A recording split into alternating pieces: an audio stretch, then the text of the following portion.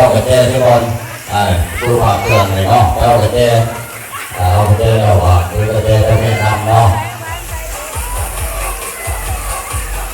แต่เห็ดกระเจเยอะเด้อผู้ผ่าเครื่องเลยดีเนาะแต่เห็ดกระเจเยอะได้ดูใครเอาเครื่องมาได้เลย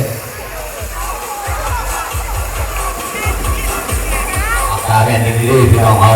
เพราะฉะนั้นว่าท่านว่าฝากเอามาฝากที่บ้านเรื่องผักเต้าของคุณเนาะแต่ระหว่างเอามาฝากเนี่ยแต่ที่ตกเกียรติหายจากตัวไหนเอาไปก็มี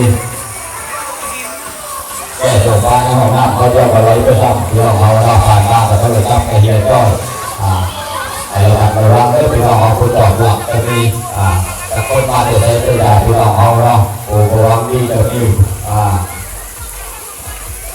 ออกมาเที่ยวนี่เดี๋ยวมีหลายคนพี่น้องเขาเนาะมีผู้ให้ผู้ดีให้เลยระวังเดินทางมาที่เราพี่น้องเขาเดินทางก็จอดแค่เป็นระเบียบนะครับตามที่แม่ดีก็แจ้งกับหักตาแม่แม่ปล่อยตกเกียร์เสียหายพี่น้อง